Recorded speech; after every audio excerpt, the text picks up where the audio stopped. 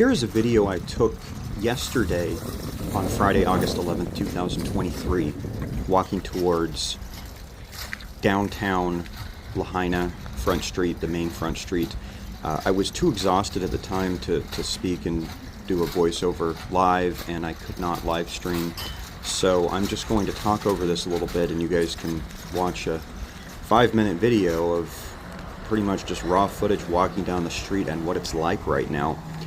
I would not recommend that people come down here for a few different reasons. There is definitely still a pretty strong smell in the air. The workers that I've seen who are trying to sift through the rubble and presumably looking for bodies and that type of thing. I mean, they have pretty serious masks on. And aside from that, you know, there have been reports of looting and civil unrest. I mean, I saw, you know, a few kind of rough-looking people when I was down here, but I mean, nothing happened. But it might be a good idea to stay out of here for the time being. And you can see over there, you know, there was multi-million-dollar beachfront houses were lost.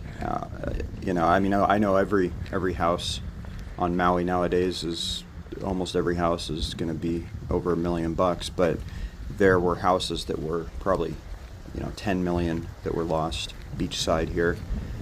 And my point of mentioning that is really just I've heard a lot of people speaking about the fact that a lot of the more low income neighborhoods were impacted by this, but really everybody was.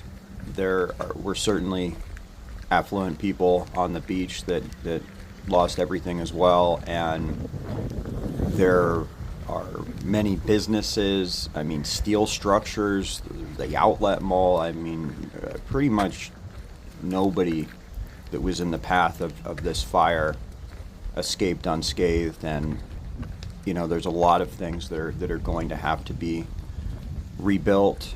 It's going to take years. And looking at, I think, footage of this and footage before this happened, and then footage 10 years from now to see what becomes of this place is going to be interesting. So all of my neighbors and I are interested in what the news actually is, because we don't have access to the internet, not cellular, not cable internet. We don't have TV. We do have the radio, but for whatever reason, the radio out here continues to just mainly play music. I've heard very few broadcasts of news, and I don't know if that's just my timing of listening to it, but there's really been very little information. Anyway, here we are coming up on the main Front Street. That little bit of building that is still standing on the left side there is where the outlet mall was, and this is where Front Street meets the ocean.